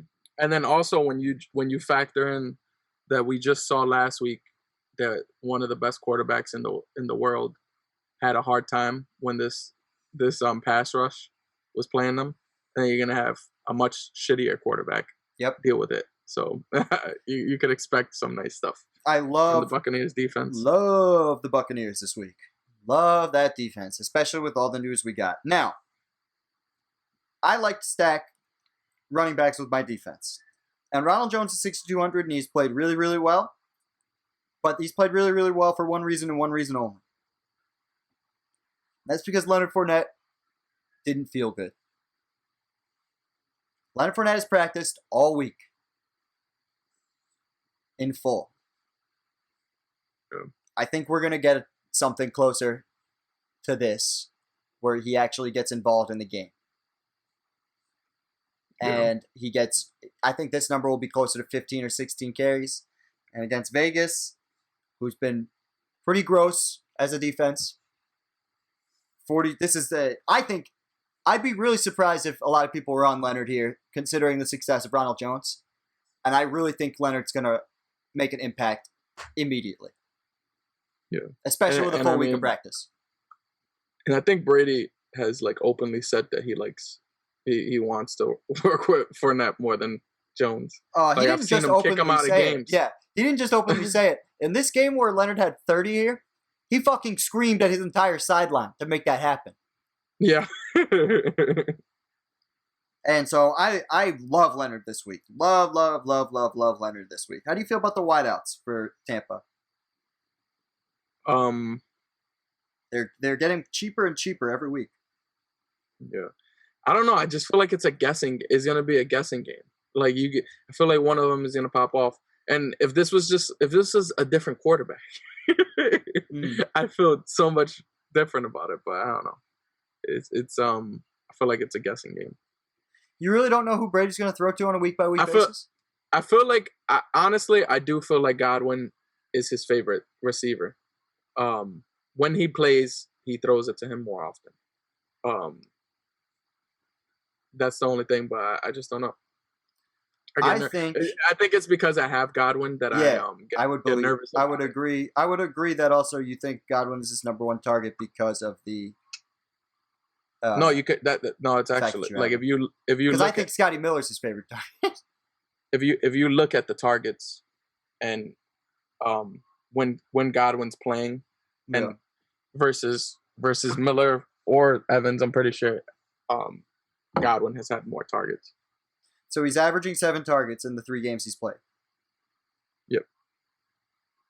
Miller's averaging like 5.5, give or take. Yeah, but you gotta put it to when they're playing together, because that's how you know. That's how you can tell who's his favorite target. That's the reason why we're having trouble with this, is because they haven't really all played together that much. And in that last game where they did finally all play together, Brady just fucking handed the ball off because they were dominating. And we could totally see that happen too. Like, Brady only threw for 166 yards. Had 2 touchdowns, but only 166 yards.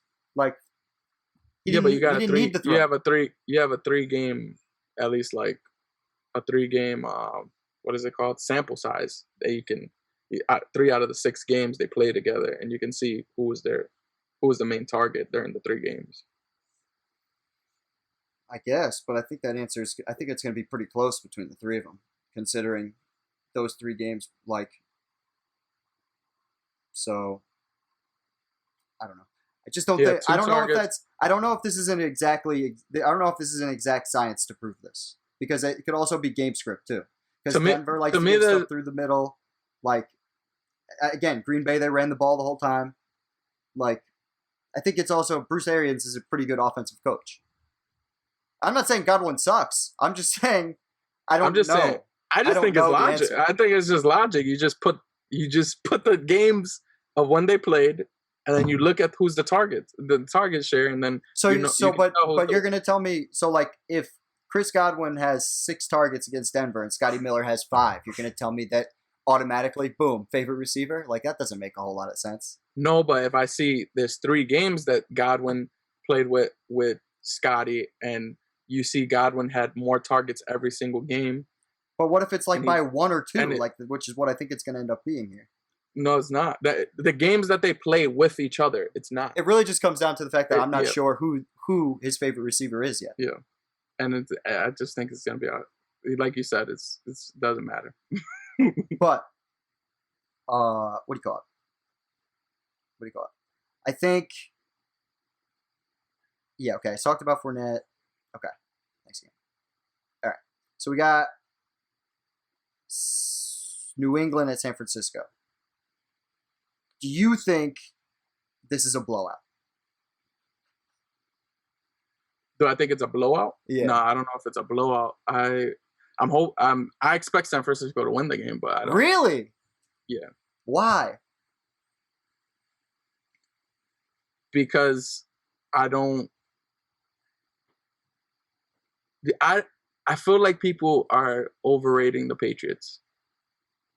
And why? I think it's only because of Bill Belichick. And I understand he's a great coach and everything, but he got smoked by Denver last year. That last game, didn't he?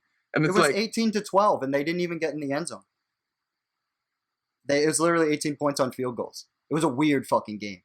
Cam sucked, though. That's for sure. And I just think San Francisco is way better than Denver. Really? Like, on both sides. I think they have a better defense, and I think they have a better offense. Damn. It's just a different way. It's just a different way that they're doing it, but I just don't see. And the way that they do their offense with like the running the ball, and like it's kind of shifty, and it's not like they hide it a lot. They hide who's gonna get the ball, who's gonna run it. I just think it's a tough thing for New England, and I don't know if Bill Belichick's defense is that anymore. Like Damn. him hold like who.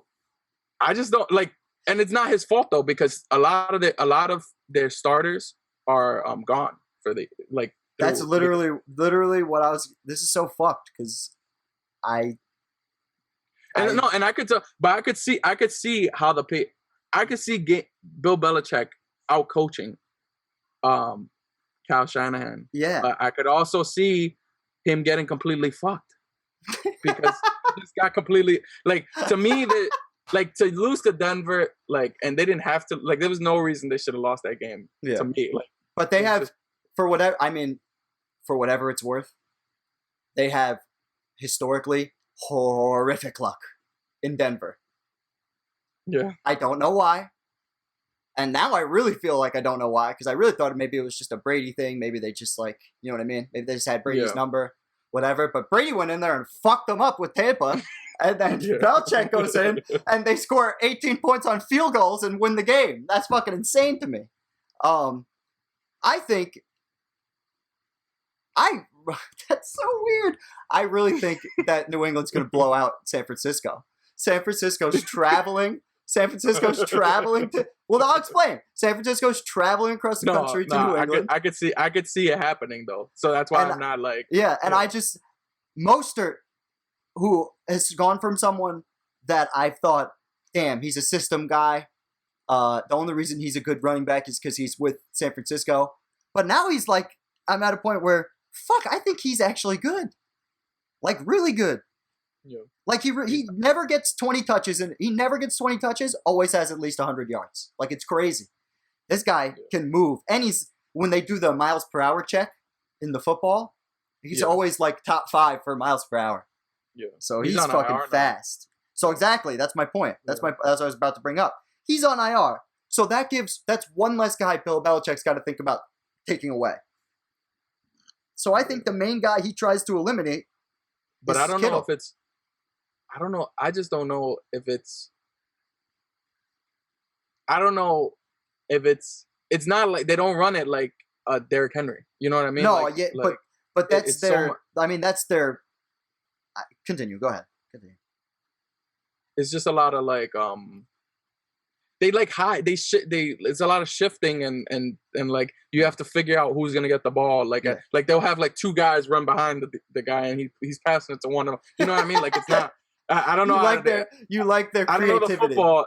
Yeah. There's a lot of there's so much creativity. It's like nothing. Like if Dallas had that, Zeke would be even better, like way better. Do you know who the coach of the Atlanta Falcons was when they made the Super Bowl? Kyle Shanahan, the offensive coordinator. This motherfucker, and that's the only reason. That's apparently the only way Matt Ryan could make a Super Bowl and become MVP is to have a crazy offensive playbook.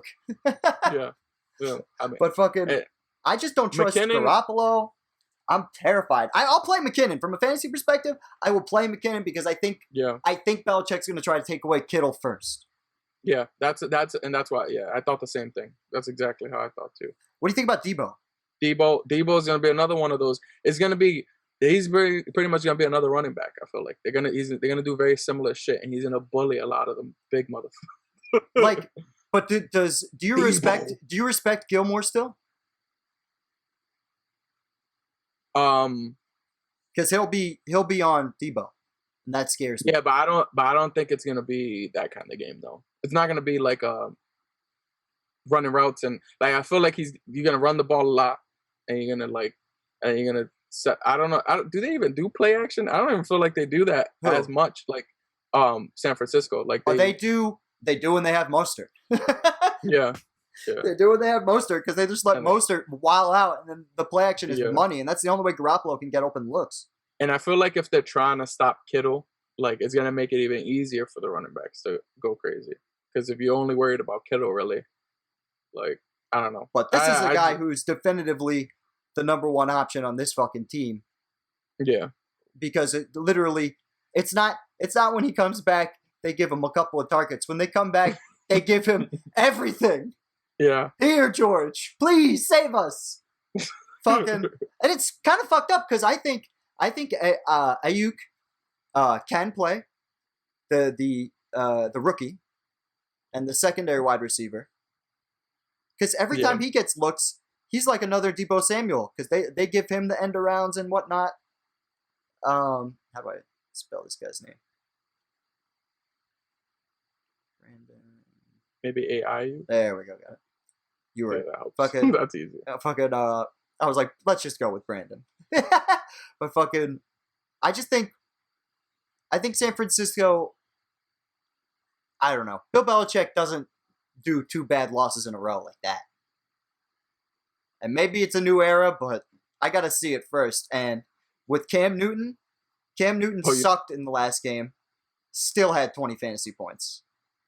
For those Patriots fans watching, and for a rude awakening. See that they lose by 15 points. Damn, I don't know. I got them plus 2.5. I don't know, dude. I just don't know about the personnel. Plus 2.5. It's strictly a personnel thing. If San Francisco was healthy, I'd give them way more of a shot. Like, all they need is just Mostert, and I'd be way more comfortable with everything. I really have gained a lot of respect for Mostert this season. I think they have running backs to make it work. Well, McKinnon's definitely capable. Like, he's definitely can catch passes and shit like that. But I'm looking at Cam against San Francisco. I think this defense, the numbers say this defense is really strong, but like, I just see them giving up a lot of yards, and when they don't give up a lot of yards, it's usually because like this is the same defense that got destroyed by Ryan Fitzpatrick a couple weeks ago at home. Yeah. So like, but does Cam have those weapons that Ryan Fitzpatrick does? Not like no, but they also were running on him. Like, I get what you're saying, but yeah, because I know you've said multiple weeks that you think Edelman is hurt. So yeah, I'm not playing Edelman. I would play Cam alone. And maybe some people are going to play Damiere Byrd because he's under 4,000. I'm not interested in that against San Francisco, but I'll play Cam by himself because it's pretty much 20 points guaranteed. If he runs 10 times, he's getting you a 20-point day. And it basically goes back to what I was saying before he got COVID. I just don't see a universe where Cam doesn't get in the end zone once a game. Yeah. Like, why not? It doesn't even make sense. He's the goal line back every single time, and no one can stop him. So why the fuck not? Yeah. But did I miss anybody? I don't think anybody else. Yeah, I'm pretty sure. Maybe San Francisco's defense if you want. Oh, this fucking guy. Maybe, I mean, you know what? I'm just you know what? Stupid. No. Fuck you're being stupid. Because I'm actually gonna bring this up now. Because now that I'm thinking about it, they had one game where they completely sucked, right, versus Miami. They've gotten picks in 4 out of 6 games. This is my problem, usually, when it comes to the defensive points. The only guaranteed points are sacks, really, because it's a point for every sack. If this was up to like 5 or 6, I would feel more comfortable with playing them as a nice floor. Because that's what's making the Buccaneers, when we go look at the Bucs, that's what's keeping the Buccaneers above 5 points every game here is they're just getting these crazy sack numbers. Yeah. And so I like to stick with that kind of stuff. And Patriots O-line is pretty decent, so Cam's thrown his fair share of interceptions. He threw 2 last week. He's thrown 4 in the last 3 games that he's played. Yeah. Could happen. He's basically got a 2-to-1 ratio. I don't care if Cam gets his numbers. I just care if they lose. I just know the unfortunate history of West Coast teams coming east. Outside of the Rams, who have like a really absurd plus minus or win loss coming east, usually the West Coast teams tend to struggle. But I'll root for you. Fucking all right. Kansas City at Denver. We gotta talk about the weather. Yeah, snow day. Nice little snow day. What do you think? Okay. No, go ahead. What do you think about the fantasy forecast if there's snow? All right. So this can't be held against me. Uh-huh. But this is a perfect time for you to say you only feel this way because he's on your team, because this is 100% true. We'll see. Last time Mahomes faced Denver, in the snow, put up 3 tutties and 350 yards. So I'm gonna go something. When was that game? When was that game? That was probably last year or the year before, one of the two. I was wondering if you had the. I don't know if they played.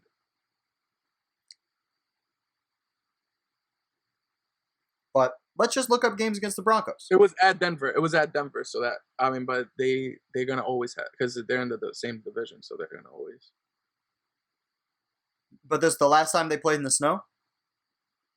Oh, it must have been.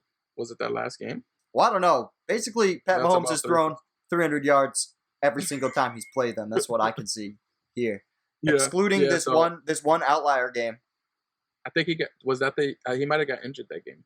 I think that was the game that he got the knee injury. Maybe.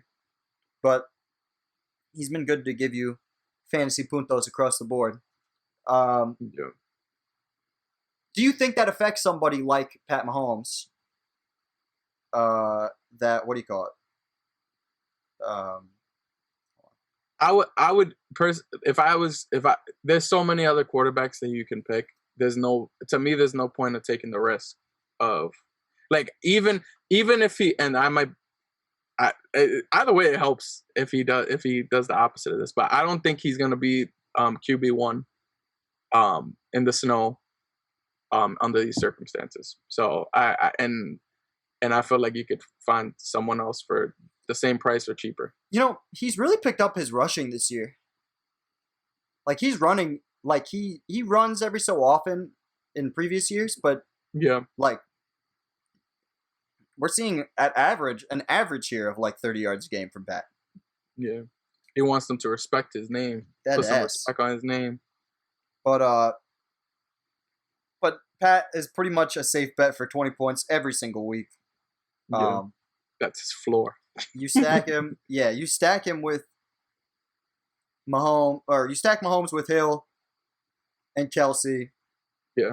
And you kind of leave it alone. If you want to play a value option, Demarcus Robinson had a higher snap percentage, like being on the field, more than any receiver, including Tyreek Hill. Oh, yeah. And it was good for 6 targets, and he finished with over 10 points last week at 3,400. If he gets in the end zone with a similar line, that's going to be a nice day. Yeah. But maybe especially for that price. Maybe the snow kind of deters you from that, though. I don't know. Yeah, that's the only thing, because otherwise they would be a definite, like, lineup up. Like, you'd have to, but they'd also be more expensive too. I think the reason that they're not as expensive is because of the weather. Yeah. What do you think about Le'Veon for this week? You think it's too soon? Yeah, too soon. If anyone was gonna play Le'Veon, I'd play him the next week when they face the Jets. Oh, fuck yeah. Yeah. Revenge game narrative school all the way home. Yeah. I definitely don't hate that. On the Denver side of the ball, it might not be next week. It might be the week after, but one of those weeks. I know it's within the next month, but Noah Fant is back. Oh, it is next week. It is next week. Noah Fant is back. He's been a really consistent option, especially from the fucking tight end spot. Jesus Christ. I think he's going to assume his role immediately. Especially with Drew Lock on the center. Chiefs are bad against... Well, usually what I found this ranking to mean, 2 things. Always flowchart is the best for tight end. Like, if you get the best idea with the flowchart under the tight end more than anything else. But the other thing is, this also shows, like, which teams are good against the middle of the field and which teams aren't. Like, you get a good idea for who's going to attack the middle. And with the Chiefs, they're trying to force you inside. Like, they're not trying to let you go for those bombs, like the one that Henry Ruggs had against them, against Vegas. Yeah. So I can see Fant getting a lot of work in this game. Melvin Gordon coming back from a DUI. If it's gonna be a snow game, you'd expect them to run a little more. This is where I'm at. If you're saying like heavy snow, like fucking blizzard weather, I think I'm gonna have a lot of Melvin Gordon. I think if he gets over 20 touches, he's a volume guy. If you get Melvin Gordon volume, he will provide fantasy points. But he's no good when he gets a short or a small amount of work. Yeah. But if it's really going to be snowing hard, and you got to look at that before game time on Sunday. Yeah. I also wouldn't really play a lot of these guys if it's going to be like that. Those games are just shitty. Well, not for the running backs always. Not always for the running backs. The running backs, you can get a lot of you can actually become RB1 on a good snow day. I remember LaShawn McCoy had one of those one year. Really? Yeah, it was when he was still on the Bills and they were playing the Jets, and the Jets running back was like RB5 on the week, and LaShawn McCoy was RB1, and he just caught everything out of the backfield. He had like 100 yards receiving, 100 yards rushing. It was ridiculous. That's crazy. If the snow isn't as bad and you wanted to pick a Denver receiver, I personally would go with Tim Patrick over Judy. Even Hamler at 3,600, who's back, was getting looks. I'm surprised Judy's still more expensive than Tim Patrick. It's because of the threat of the bomb against Kansas City. Like, it's just because of the Ruggs type play. Like, Jerry Judy's one play away from having a decent game at any point. Yeah, he's he's giving you the consistent 10 points or whatever. Besides that last game, but I mean, I'm not playing him against Kansas City. No, thank you. I dropped him. Rain or shine. I dropped him too. I saw Emmanuel Sanders on my waiver wire, so I grabbed him real quick. And then, of course, he ended up on the COVID list. Super fun. Yeah. All right. Anybody else from your team that I missed? No, I don't think so. Would you play if it's snow? I'm assuming you'll play Clyde. Yeah, I'd go Clyde over Le'Veon. Yeah, for sure. In a career game for Clyde last week. Yeah. 26 for 161. God damn. Yeah, he wilded out. Yeah. But he needed to let Le'Veon know real quick, like, yo. Yeah. This is good. Or Andy Reid was like, listen, we're getting Le'Veon, so we're just going to abuse you as much as possible. Just bash you into the ground repeatedly. Yeah. Fucking. Be happy this isn't happening every week. Fucking. All right. Jackson, we're almost done. We got 2 games left. Okay. Jacksonville at the Chargers. Yet another fucking game I feel you can stack the hell out of and end up with some high-priced guys to round it out. Because I do not respect the Chargers defense to that extent. And I love Justin Herbert. A guy who's given me absolutely no reason to think fear. So you don't respect the Jacksonville's defense or Chargers? Chargers defense. Because I'm going from both perspectives.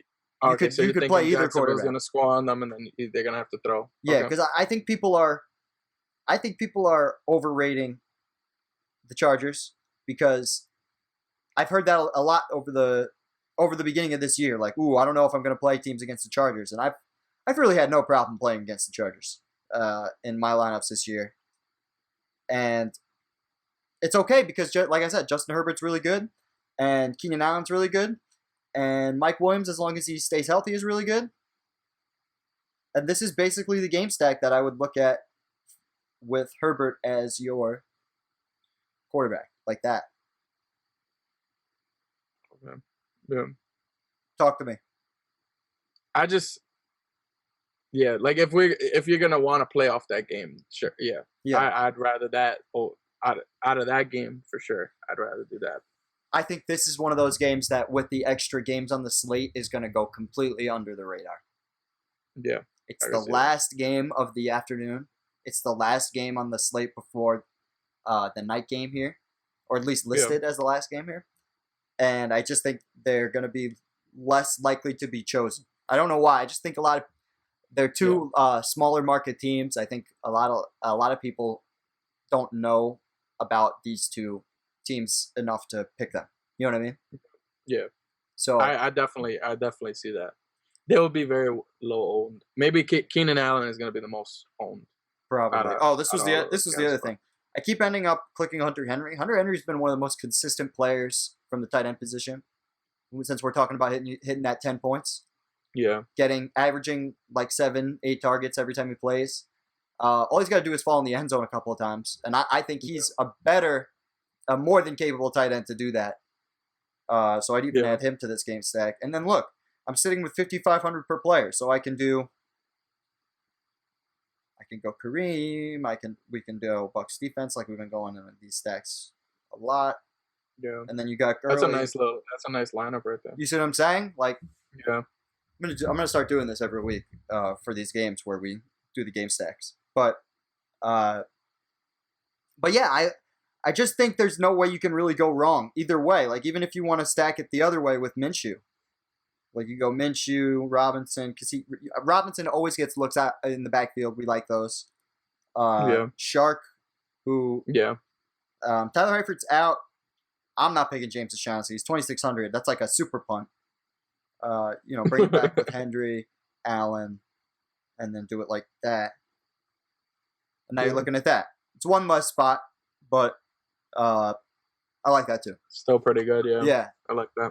So... really, Minshew's been doing pretty decent. Well, that's the thing. Right? All these guys have been doing really, really good. So I think you mentioned that last week that he's been like Minshew, even versus 20, Detroit, super consistent. Got me the rushing touchdown. Yeah, consistency is like insane. Yeah. Hitting the bonus a lot. 5 picks, but 11 touchdowns on those 5 picks, so I'll take it. Yeah. And then I've shown Herbert a bunch of times already, but I'm surprised with how well he's and how fast he's picked this shit up. Also, I just feel bad for Tyrod Taylor because I know that he's coming back from injury. It was such a. And he's not going to get this job back because Herbert's been violating. Yeah, and I mean you could see why. Like they picked him up in the first round for a reason. So, but there's nobody in this game I think I would avoid. Like if you got extra money. You can throw it at somebody with volume from one of these teams, I think you'll be safe to do so. Yeah. That's all I got with these guys. If Justin Jackson... this is the one last thing. If Justin Jackson plays, then play Justin Jackson over Josh Kelly. But if Justin Jackson does not play, Justin Kelly is in an amazing position. This is the same team that Adrian Peterson and DeAndre Swift destroyed last week. And this team's philosophy is to run the football. I know that Herbert's been flashing, but they are a run-first team through Anthony Lynn, who's a former running backs coach. Yeah. So quick question for someone who's doing season long. Talk to me. Someone. I don't know who it could be. I have no idea. If Justin Jackson is out, you put in you're playing Josh Kelly over McKissick. Ooh. Because I like McKissick's floor more than... Your PPR, right? Yeah, PPR. 1 point. That's really difficult, actually. I know. It's a really close one. That's why, like, I had I had Josh Kelly in before, and then I switched them from McKissick. I think if Kelly's alone in the backfield, I think you got to play Kelly. He's an RB. He'll be... You know what I mean? He's going to be by himself. Like, he's not going to be splitting carries with anybody. Yeah. Whereas McKissick is already the second string. Yeah. So, I'd probably go that route. But, fucking, if Jackson plays, then stay with McKissick. Because at least you know that's guaranteed volume. Whereas Kelly's volume has been going like this since the start of the year. Yeah. But that's a tough one. That's a tough one. If they don't play... If Justin Jackson doesn't play, then that's really tough. But I think I'd go Kelly over McKissick by like that much. Yeah. But all right. I feel like this game is going to be the game everyone. You think? Just because there's never the Sunday night game on here, and you think? Well, I just think this is going to be the highest scoring game of the week. It's definitely going to be the fastest paced game. Yeah. Here's what I've noticed in my roster construction as I go to build a lineup. it is extremely difficult to do with this stack. Like, and then if I want to get Lockett in here, I'm looking at under 3,000 per player. We've looked at a bunch of these lineups already where I could stack the whole game if I wanted and have 5,000 per player. Yeah. And this game, like, you could do it. Like, you could punt. You could go with the O'Shaughnessy guy. I gotta find him. He's 2,600. You could go here. You could, like, play low at defense. You could take your bet with Washington, right? Go down. Try to find somebody down here. If Jeff Wilson plays, like, he's the red zone guy, you can take a shot with that. And then 4,500, you got Gio. So, like, you could. There's a world where it's possible, but I don't feel good about that. You know what I mean? Yeah. The stack I did was I think I did Russell Wilson, Lockett, and Olsen. Oh, okay. And then I did the bring back with Christian Kirk and I put Carson and Gurley as my RBs. I feel like the only thing that makes me nervous with Hopkins is he didn't practice all week and he had that I think he had an ankle injury. Was that what he had? And Christian Kirk finally had a good game last week, and I don't know if they're gonna try to. Well, if Hopkins doesn't play, then I'm big on Kirk, and I'm huge. If Hopkins is playing. Oh, he's definitely playing 100%. Yeah, I'm pretty sure. Okay, we won't know until Sunday mid-afternoon probably. I thought I got a notification about that. He's still questionable as of right now, but that's a universe where I play Larry Fitzgerald. If Hopkins doesn't play, because Larry Fitzgerald's probably going to find himself in that role because Hopkins has been getting the short passes, like the short little bubble screens in Cliff Kingsbury's offense. Yeah, and I think Fitzgerald will fill that spot if only if he's got to do it for this one game. But if you can try to jam in, you know, the stack that I was talking about a second ago, that's just super expensive, but you can get there. Like, you can get there. Chris Carson's getting plenty of work through the air to justify putting him in the stack with Russ. Yeah, for sure. It's probably easier to go Kyler, who has been awesome from a fantasy perspective this year. Yeah. Even in that last game, almost 30 points on 9 completions because of his dominance on the ground. Lamar Jackson-esque this year. Rushing touchdowns in every game but one. He's a killer. He's been a killer. I would play Kyler. I could see a world where I play Kyler by himself, like just as like an icing on the cake type thing for my lineup. You know what I mean? Yeah. You definitely can't go wrong going to either one of those quarterbacks. That's what I'm saying, and that's why Russell Wilson, this goes without saying. The one thing I will say is, it makes sense that everybody would be on this lineup for 2 reasons. Number one, strategically, it's always good to have that hammer at the end of the night. Even when you're playing season long, and you're playing somebody and they don't have anybody to go after the main slate, and then you have people to go on Sunday Night Football, and then they just fucking deliver the penis. Yeah, that is what you want. That heavy, thick hammer. But I definitely like.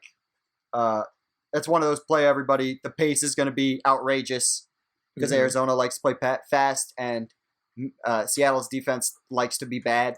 So yeah, definitely don't play any one of those defenses. Yeah, you could just keep that on the sideline. Just keep them like tucked away on your bench or whatever. Do you like Kenyon Drake?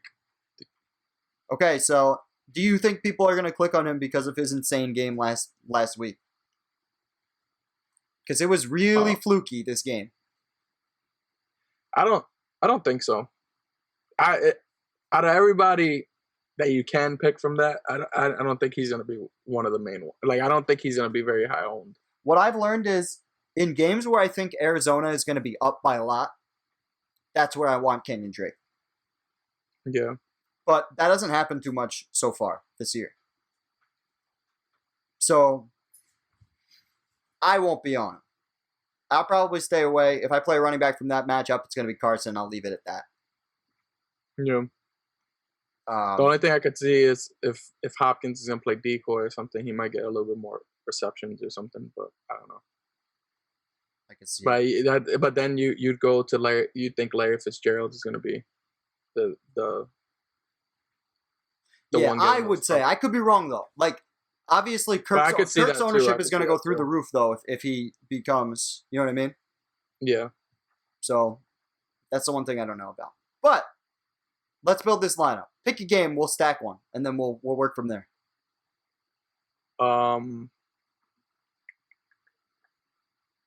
What do you think is going to go off the most? Well, I personally think the Seattle and Arizona, but that's an obvious one. I think for cash we could go that route, but let's do GPP. Let's pick anyone besides that one. We'll pick somebody from there though. Yeah. Trying to see each of the. Let's do Tennessee and Pittsburgh. I feel like that one is. All right. So Tannehill or Ben? I like Ben for that one. So then let's go Ben. We'll go. Let's do Johnson? Let's do a slightly smaller stack with this, so we can add some more guys. So let's go Johnson, and then you want to bring it back with Derrick Henry, or you want to bring it back with someone receiving? You pick. I'd bring it back with a receiver. All right, so pick one. Jonnu, AJ. I'll go Corey Davis. All right. So we'll go Davis. And then let's pull out. So working with 57 per. You love Gurley this week. I love Gurley this week. So let's go Gurley. Yeah.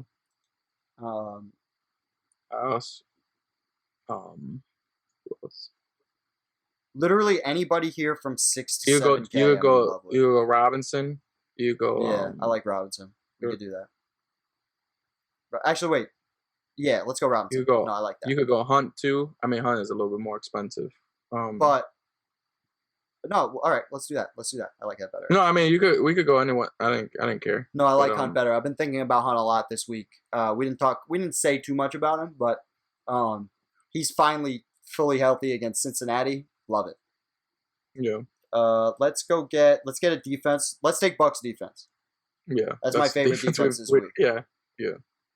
That's going to be highly owned. I know that, but some chalk is good chalk. Yeah. At the end of the day, if they're giving you if they could somehow give you 15 points for 3,700, it doesn't matter. And also, here's the other thing, and this has been kind of a recurring theme on this show so far today. What's going to be highly owned this weekend? What's going to be highly owned? 20%? Yeah, 25%? Yeah. I could see, but I could totally see that Seattle game. I can see that a lot of those guys being highly owned, and I could definitely see Bucs defense being 20 to maybe even 30% owned. Damn, if it's 30, so be it. But I'll be okay with that chalk. If they're giving you 15 points, who cares? That's what I'm saying. It literally there's doesn't going to be matter. next to no other defense that does that. Yeah. All right. Who else do we like here? Do we want to do the Marvin Jones play? Yeah, for sure. All right. So we brought that stack back because now we got Gurley with the Marvin Jones. So we brought that back. I like that. I feel like we hadn't even used that much money, but. That's what we get two guys. So we're almost 7,000. So pick one of these baller ass tight ends. It's Kelsey. Well, Kittle. you know Kelsey. You know Kelsey's gonna because we know 100% Kittle's gonna be shut down. I would assume so. I don't think Kittle's gonna be tight end 1, and if he is, fucking I take the L.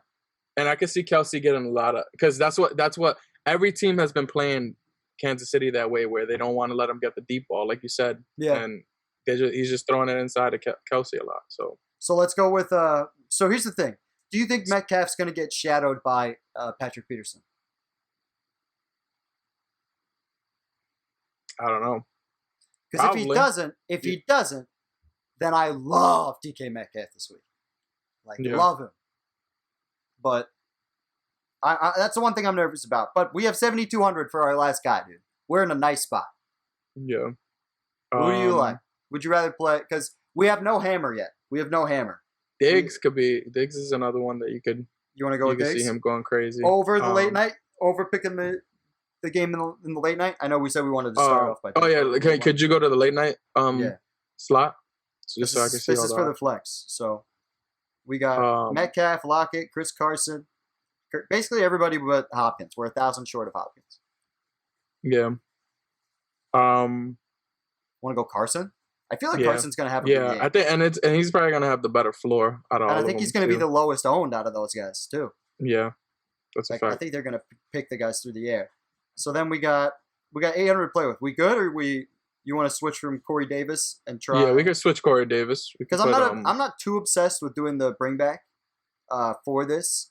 If we think like I do like doing the stacks with the bring back, but like I like T Higgins. I see him here. Yeah. Debo. Christian Kirk. It's up to you. We could keep it if you want, Mike Williams. I know Corey Davis is gonna be very low owned, but let's keep it. But you could also I could see Christian Kirk having a much better game, especially if Hopkins is gonna be out. Yeah. Juju's here. We got Shark 5,500.